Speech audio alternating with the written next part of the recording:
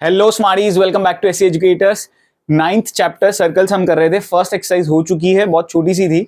Second exercise, इसके concepts पहले जरूर अच्छे से रिकॉल कर लेना। जितने भी थियरम्स हम अप्लाई करेंगे वो आपको अच्छे से आने चाहिए। सो फर्स्ट क्वेश्चन हमको दिया है, दो सर्कल्स है जिनकी रेडियस है 5 सेंटीमीटर और 3 centimetre, intersect at 2 points and the distance between their centres is 4 centimetre.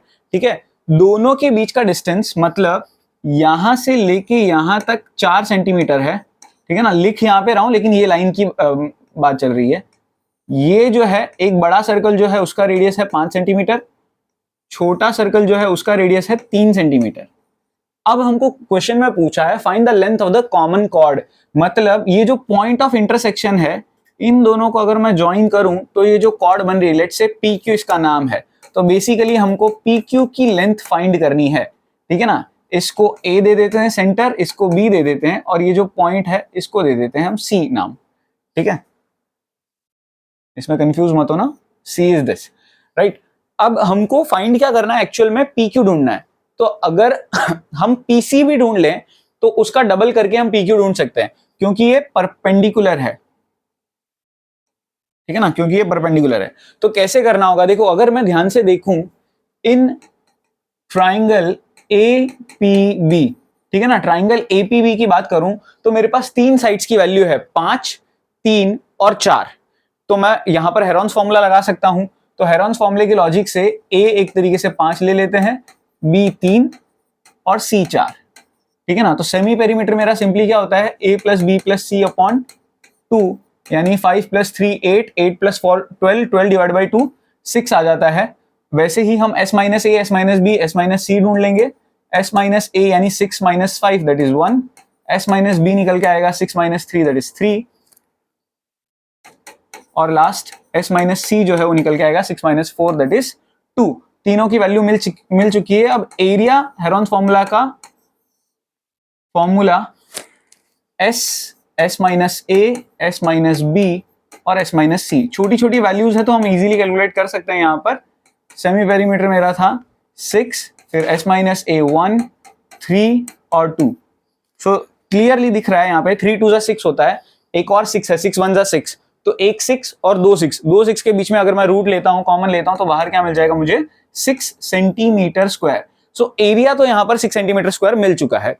अब यही एरिया जो है एपीबी का, also area of triangle APB जो है उसे मैं half into base into height के लॉजिक से भी तो फाइंड कर सकता हूं। ये वाला लॉजिक बहुत इंपॉर्टेंट है, बहुत से सम हम ऐसे करेंगे, यानी हेरॉन्स फॉर्मूला से भी एरिया निकालेंगे और half into base into height भी सेम टू सेम ट्राइंगल का एरिया यूज करेंगे इक्वेट करने के लिए।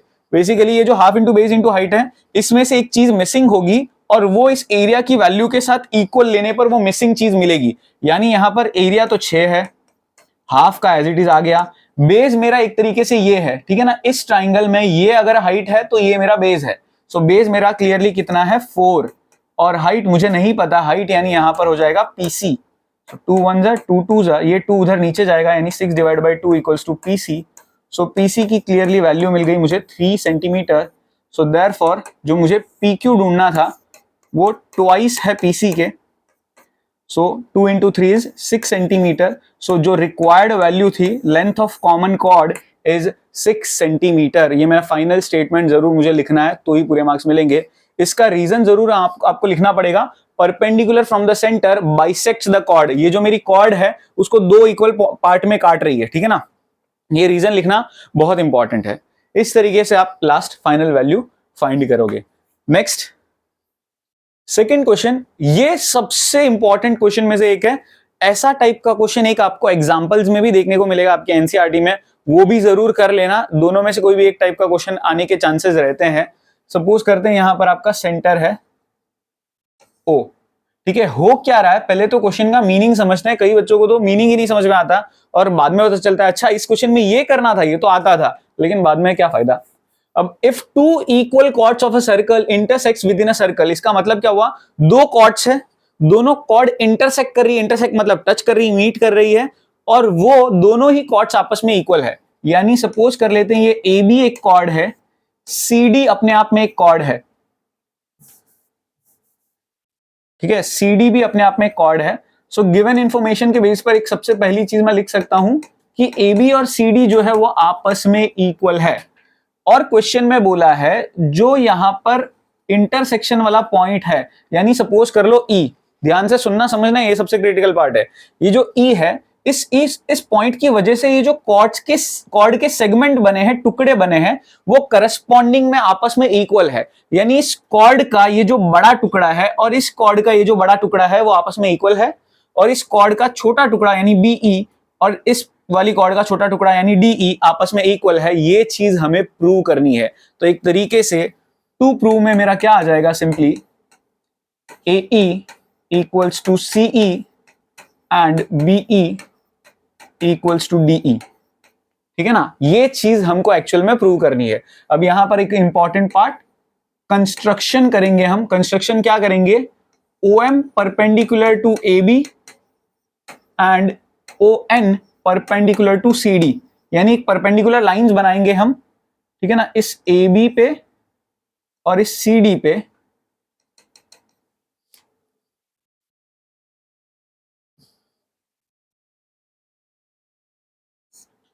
यहां पर भी परपेंडिकुलर लाइन है और यहां पर भी परपेंडिकुलर लाइन है, ठीक है ना, और इसको भी ज्वाइन कर लेते हैं। अब ये तो इतना हमने कंस्ट्रक्शन कर दिया, ठीक है ना, परपेंडिकुलर लाइंस बना दी, और इसका नाम दे देते हैं हम पॉइंट ऑफ इंटरसेक्शन, ये M और ये N। तो अब आप लॉजिकली चीजों को समझना बहुत इंपॉर्टेंट है। हमने थियरम देखा है कि अगर सेंटर से परपेंडिकुलर लाइन बनाई जाए तो वो कॉर्ड को दो इक्वल पार्ट्स में काटती है। तो यानी ये ए बी जो कॉर्ड थी, O से M बनाया, ठीक है ना, O से M बनाया, तो इस M ने इस पूरे ए बी को दो इक्वल पार्ट्स में काटा, AM और BM, ठीक है ना, perpendicular from the centre bisects the cord.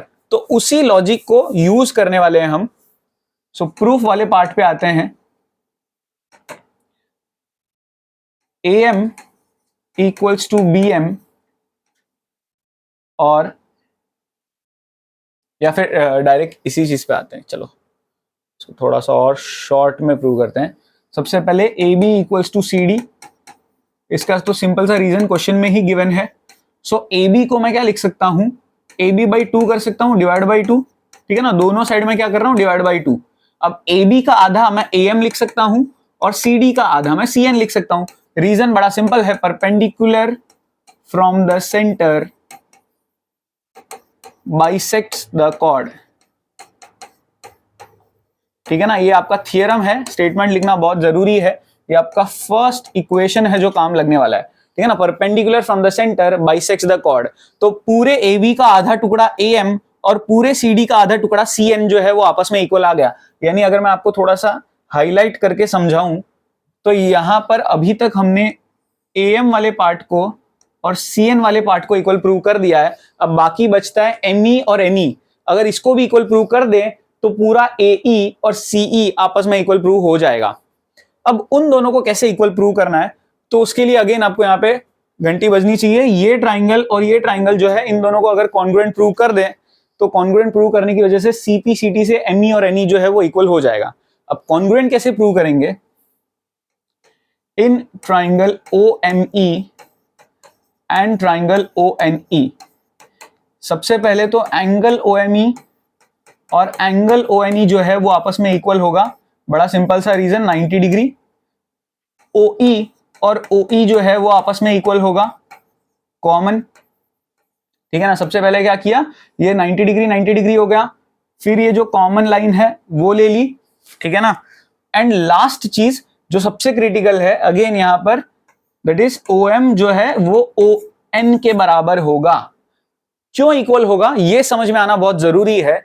हमको थियरम में अगेन पता है कि दो कॉर्ड्स अगर आपस में इक्वल हो तो जो सेंटर से उनका डिस्टेंस होता है वो आपस में इक्वल होता है। इस थियरम को बोलते हैं equal chords are equidistant from the centre. This theorem is again very very important. So reason क्या आ जाएगा, इक्वल कॉर्ड्स आर इक्विडिस्टेंट, ठीक है ना, equal chords are equidistant. So therefore मैं लिख सकता हूं triangle OME congruent to triangle ONE with the reason by RHS rule, ठीक है ना, राइट हैंड साइड से।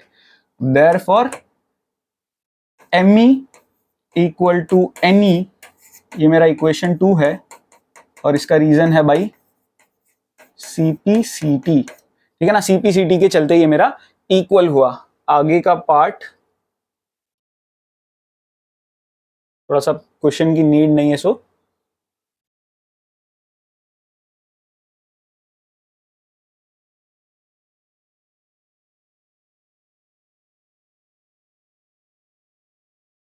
आगे का पार्ट एडिंग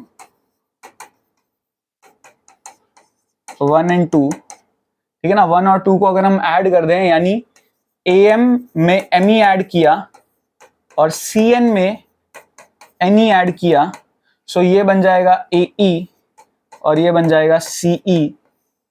ये चीज ही हमको प्रूव करनी थी।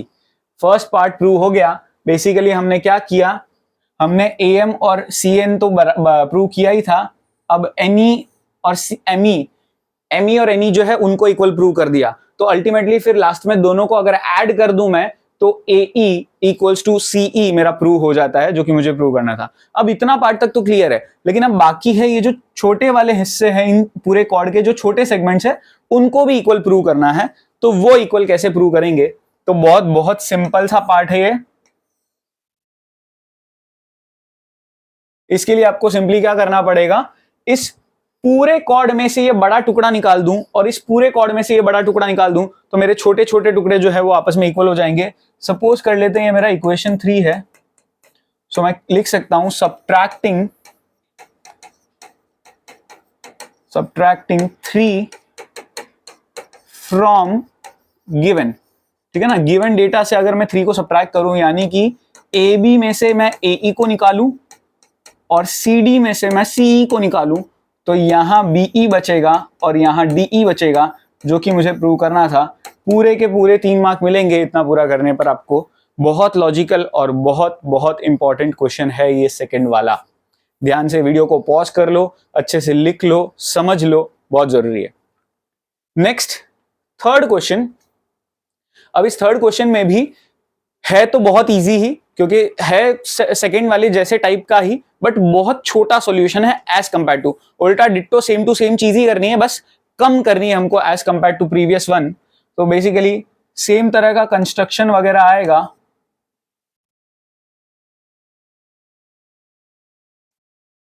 नाइन्टी डिग्री वाली चीज तो आपको प्रूव करनी ही पड़ेगी।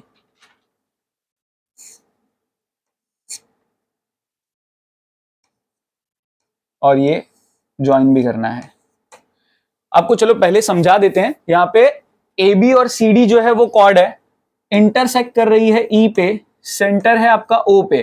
तो E को O पे ज्वाइन किया, पहला पार्ट इतना है। क्वेश्चन में बोला क्या है, दो कॉर्ड्स इक्वल है, intersect with in the circle, prove that the line, ये important part, line joining the point of intersection हो गया E, और उसको ज्वाइन किया जा रहा है टू द सेंटर, यानी पॉइंट ऑफ इंटरसेक्शन से सेंटर पे लाइन को ज्वाइन किया।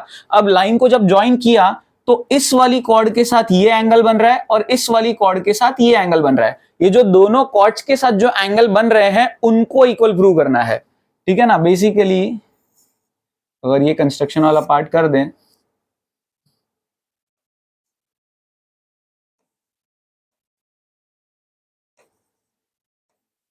तो यहां पर OEM और OEN जो है उस एंगल को इक्वल प्रूव करना है। तो बाकी सारी चीजें सेम टू सेम गिवन, आप सेम टू सेम लिखोगे प्रीवियस वन जैसा। टू प्रूव जो है आपका बदल जाएगा, आपको प्रूव करना है angle OEM equals to angle OEN, ठीक है ना। आप M की जगह OEA और OEC भी लिख सकते हो, ठीक है ना।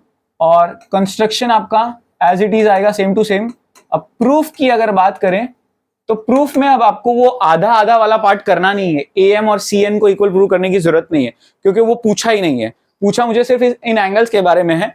तो जैसे पिछले वाले में हमने RHS से दोनों ट्राइंगल्स को कॉन्ग्रुएंट प्रूव किया था, डिट्टो एज इट इज वो चीज करनी है in triangle OME and triangle ONE, ठीक है ना।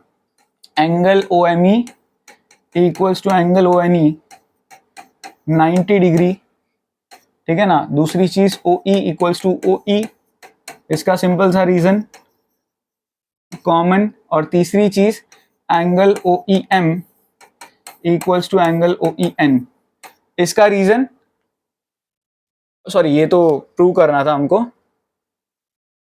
OM equals to OM equals to OM equals to ON, और इसका reason equal chords are equidistant from the centre, equal chords are equidistant, ठीक है ना। सो दैट्स इट, यहां पर ट्राइंगल मेरा कॉन्ग्रुएंट प्रूव हो जाता है with the rule RHS। So RHS से कॉन्ग्रुएंट तो प्रूव कर दिया, इसके बाद बचता है therefore angle OEM equals to angle OEN by CPCT, यही चीज हमको प्रूव करनी थी। कंपैरेटिवली सेकंड के काफी शॉर्ट है, लेकिन इंपॉर्टेंट उतना ही है। खाली ये क्वेश्चन का फिगर वगैरह ये सब समझ में आना जरूरी है, क्योंकि पूरा का पूरा फिगर आपको नहीं दिया हुआ, कोई भी पार्ट नहीं दिया हुआ है। कंस्ट्रक्शन तो बात की बात है, पहले रॉ फिगर भी खुद ही बनाना है, फिर कंस्ट्रक्शन का ज्वाइनिंग भी खुद ही करना है। So that's it. Next fourth वाला, यहां पर if a line intersects two concentric circles. अब कंसेंट्रिक सर्कल्स होते क्या है, जिनका सेंटर कॉमन हो। जैसे एक सर्कल ये हो सकता है, एक सर्कल ये हो सकता है, ठीक है, फिर एक सर्कल यहां, एक सर्कल ऐसा। लेकिन कॉन्सेंट्रिक सर्कल में क्या होता है, जो दो सर्कल्स है उनका सेंटर सेम है, ठीक है ना, यानी एक ही सेंटर से छोटे बड़े सर्कल बन रहे हैं, उन्हें कॉन्सेंट्रिक सर्कल बोला जाता है। तो कॉन्सेंट्रिक सर्कल में यहां पर एक कॉर्ड बनी है ABCD। तो ध्यान से देखा जाए तो लॉजिकल ये चीज समझना कि AD जो है वो बड़े सर्कल के लिए कॉर्ड है और BC जो है वो छोटे सर्कल के लिए कॉर्ड है। यहां पर ये क्लैरिटी होनी बहुत ज्यादा जरूरी है। सेंटर O है, यहां से हम परपेंडिकुलर कंस्ट्रक्ट करेंगे और इसको नाम दे देंगे हम M, ठीक है। अब क्वेश्चन में क्या बोला है, विद द सेंटर्स हमको प्रूव करना है कि AB का जो पार्ट है, ठीक है ना, यहां पर ये जो AB पार्ट है वो इस CD पार्ट के इक्वल है, ऐसा हमको प्रूव करना है। तो बहुत सिंपल सा तरीका है, हम पूरे AM में से BM निकालेंगे, पूरे DM में से CM निकालेंगे, तो AB इक्वल्स टू CD आ जाएगा। तो करने बहुत सिंपल से स्टेप्स है। सबसे पहले गिवन टू सर्कल्स, चाहो तो कंसेंट्रिक सर्कल्स भी लिख सकते हो, two circles with common centre O, ये पहली चीज। आपका to prove AB equals to CD है। कंस्ट्रक्शन सिंपल सा, कंस्ट्रक्शन क्या है, OM perpendicular to BC and AD, ठीक है ना। इस BC के भी परपेंडिकुलर है और AD के भी परपेंडिकुलर है। अब प्रूफ बड़ा सिंपल सा कि OM perpendicular to BC, so therefore हम लिख सकते हैं BM is equals to MC। ये आपका फर्स्ट इक्वेशन, और इसका रीजन बड़ा सिंपल है, perpendicular from the centre bisects the chord, ठीक है ना। Perpendicular from the centre bisects the chord. Same to same तरीके से कह सकते हैं OM जो है वो AD के भी परपेंडिकुलर है, सो हम लिख सकते हैं AM इक्वल्स टू MD, ये आपका सेकेंड इक्वेशन, और इसका रीजन जो है वो एज इट इज यहां पर आ जाएगा, perpendicular from the centre bisects the chord. यानी क्या किया हमने, इस AM को MD के बराबर प्रूव किया और BM को MC के बराबर प्रूव किया। तो अगर मैं AM में से BM निकाल दूं, MD में से MC निकाल दूं, तो AB इक्वल टू CD मिल जाता है। यानी सिंपली क्या लिखना है, सब्ट्रैक्टिंग 1 फ्रॉम 2, तो 1 को 2 में से निकालना है, यानी AM में से BM निकालना है और MD में से MC निकालना है। सो AM minus BM will becomes AB और यहां पे बिकम्स CD, हेंस प्रूव। यही चीज प्रूव करनी थी। इजी क्वेश्चन है, काफी सिंपल सा कंस्ट्रक्शन समझना है और कुछ स्टेप्स लिखने हैं, 2 मार्क में आता है, इजीली आप स्कोर कर सकते हो। आगे बढ़ते हैं नेक्स्ट क्वेश्चन की तरफ। One of the most important question of circles, Reshma, Salma, Mandeep, नाम तक याद रहता है बच्चों को सालों साल। यहाँ पर हो क्या रहा है समझ लेते हैं। सेंटर है, 3 कैरेक्टर्स है, रेशमा, सलमा और मनदीप, ठीक है ना। रेशमा और सलमा के बीच की दूरी और सलमा और मनदीप के बीच की दूरी इक्वल है, और रेशमा और मनदीप के बीच की दूरी कितनी है वो हमको जाननी है, ठीक है ना। ये distance between Reshma and Mandeep ये हमको फाइंड करना है। ये क्वेश्चन तो इतनी बार मैंने करवाया बच्चों को कई बार, क्योंकि डाउट होता है तो याद ही हो जाता है। क्वेश्चन ध्यान से समझना वापस।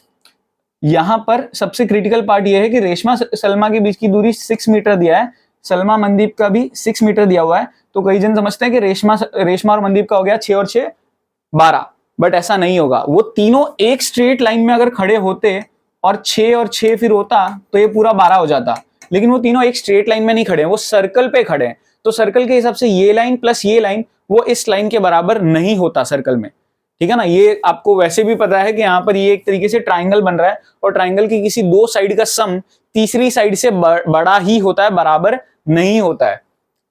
तो यहां पर इसको कैसे करना है, तो जो फर्स्ट सम हमने किया था ना, सेम टाइप का लॉजिक आपको डिट्टो लगाना है। यहां पर रेडियस भी मुझे इक्वल रेडियस भी गिवन है, तो मैं कह सकता हूं OR और OS जो है वो 5 मीटर के बराबर है। रीजन बड़ा सिंपल है, रेडियस गिवन है, ठीक है ना।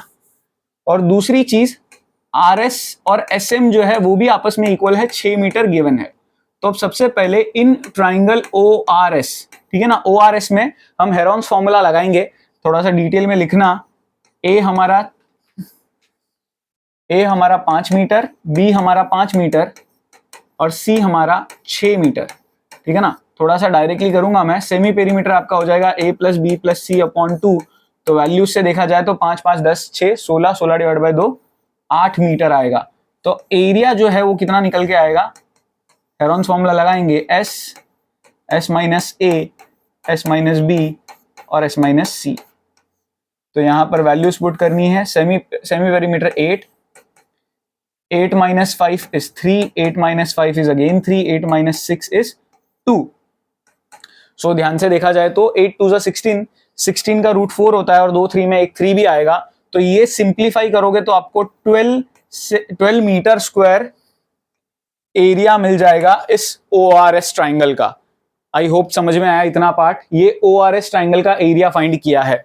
यहां पर एंगल 90 डिग्री बन रहा है, ये मैं बता दूं, ठीक है, एंगल 90 डिग्री बन रहा है। तो सबसे क्रिटिकल पार्ट जो दिमाग में यहां पर नहीं समझ में आता, बैठता नहीं है, वो यही है, जो ORS हमने ट्राइंगल ढूंढा है ना, वो ऐसा है जिसमें ये और ये इक्वल है, ठीक है ना। इसका एरिया ढूंढा है। अब एरिया चाहे मैं हेरोन्स फॉर्मूला लगाऊं, चाहे मैं half into base into height लगाऊं, तो एरिया सेम ही रहने वाला है। तो मैंने हेरोन्स फॉर्मूला से तो एरिया ढूंढ लिया, अब मैं half into base into height लगाऊं तो भी एरिया उतना का उतना रहेगा। यानी अगर ध्यान से देखा जाए, जहां पर भी एंगल 90 डिग्री बनता है वहीं पर बेस और हाइट होते हैं। बेस किसी को भी लो, हाइट किसी को भी लो, लेकिन जो 2 लाइनें 90 डिग्री बना रही है उसी में से एक बेस होता है, एक हाइट होता है। तो अगर यहां 90 डिग्री बन रहा है तो OS मेरा बेस, और यहां पर ये चीज, ठीक है ना, इस पॉइंट पे कुछ नाम दिया नहीं तो हम नाम दे लेते हैं T। तो बेस मेरा OS हो जाएगा और हाइट मेरा RT हो जाएगा। तो मैं क्या करूंगा यहां पर, also area of triangle ORS equals to half into base into height.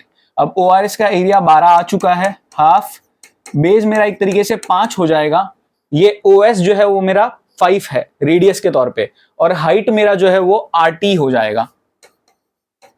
ये 2 उधर जाएगा, 5 नीचे, so 12 into 2/5 equals to RT। So this becomes, multiply करके डिवाइड करके सिंप्लीफाई करोगे तो 4.8 मीटर निकल के आएगा। मतलब इतना पार्ट तक क्लियर है। ये सबसे इंपॉर्टेंट पार्ट यहां पर यही चीज आती है, इक्वेट करना। मतलब यही ORS ट्राइंगल का एरिया 2 बार, एक बार हेरोन्स फॉर्मूला लगा के और एक बार half into base into height के बाद half into base into height लगा के। अब लास्टली मुझे RM ढूंढना था एक्चुअल में, रेशमा और मनदीप के बीच का डिस्टेंस। वो क्या हो जाएगा, ट्वाइस RT। क्यों ऐसा, perpendicular from the centre bisects the chord. ये पूरा RM मेरा एक कॉर्ड है, वो 2 इक्वल पार्ट में कटा हुआ है 90 डिग्री की वजह से। सो यहां पर रीजन जरूर लिखना, perpendicular from the centre bisects the chord, ठीक है ना। तो RM जो है वो एक तरीके से कितना हो जाएगा, 2 into 4.8, so this becomes 9.6 metre so the distance between, ये फाइनल स्टेटमेंट, इसके मार्क्स काट लेते हैं कोई कोई मैथ्स के जल्लाद टीचर, याद रखना।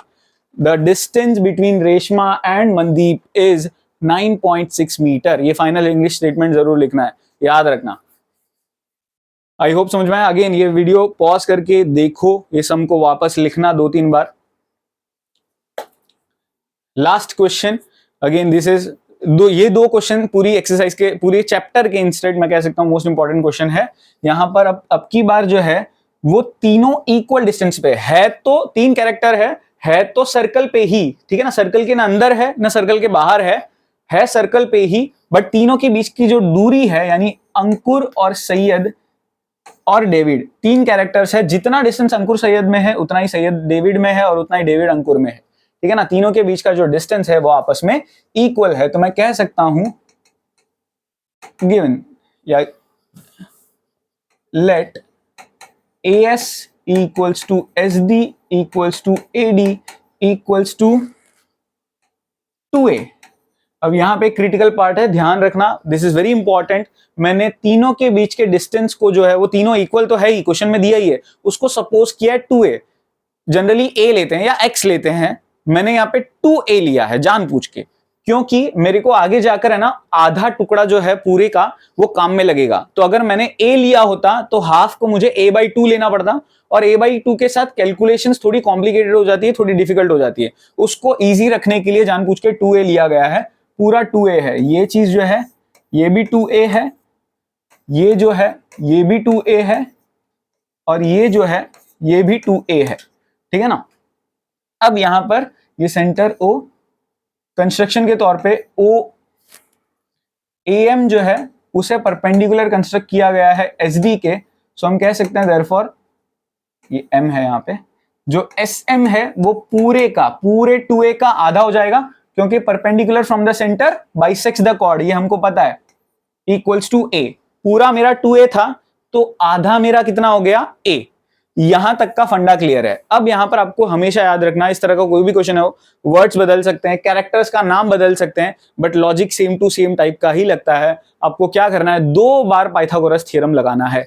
पहली बार ये जो इक्विलेटरल ट्राइंगल का आधा टुकड़ा है वो, यानी यहां पर देखा जाए तो AMS, इन ट्राइंगल AMS, ठीक है ना। इसमें अगर मैं पाइथागोरस थ्योरम लगाऊं तो AM का स्क्वायर प्लस MS का स्क्वायर इक्वल्स टू AS का स्क्वायर, ये मेरा पाइथागोरस थ्योरम लिख दिया।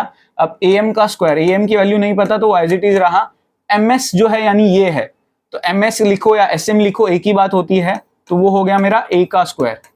AS मेरा 2A है, सो 2A का स्क्वायर, 2A स्क्वायर मत लिख देना, 2A का होल स्क्वायर है वो। सो AM स्क्वायर प्लस A का square is A square, 2A का स्क्वायर इज 4A स्क्वायर। ये A स्क्वायर उस साइड जाके सब्ट्रैक्ट होगा, सो AM square becomes 4A square minus A square, AM square becomes 3A square, AM square.